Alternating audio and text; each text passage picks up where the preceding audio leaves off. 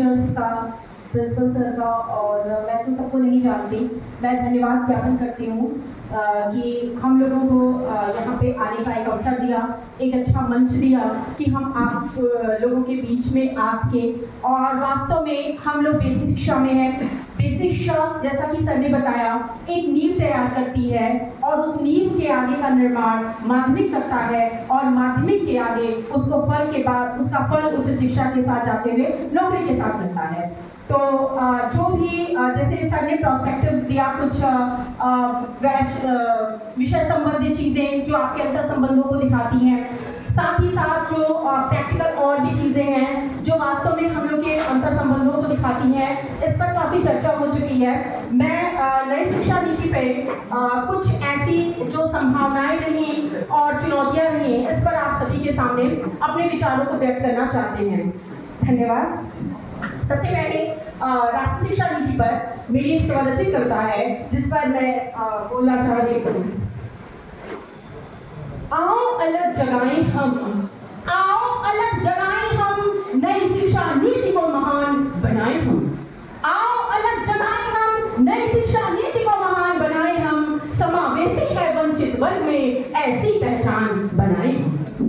HRD नाम बदलकर शिक्षा मंत्रालय में परिवर्तित हो गया इस नीति में। जरूरत इसकी पड़ी जो वैश्विक परिवेश में खोसा गया था कुछ अपनी शिक्षा नीति में।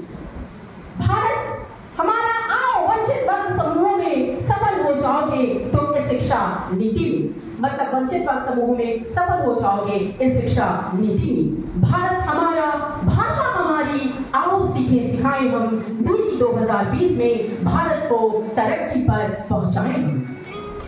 भारत प्राचीन काल से ही विश्व गुरु रहा। इसके जो उच्च स्तरीय शिक्षा स्थल जैसे कि नालंदा, तक्षशिला आदि उच्च स्तरीय प्राचीन काल से ही इस पर हमारे जो टूटी विश्व में बोलती रही। जो देश विदेश के विद्यार्थी थे वहां शिक्षा ग्रहण करने को आते थे। शिक्षा स्थल वो केंद्र बिंदु है जहां से राष्ट्र का विकास और विनाश दोनों ही संभव है। मैं आजादी के बाद से शिक्षा को हर बार एक नया प्रयोग का माध्यम माना जाने लगा।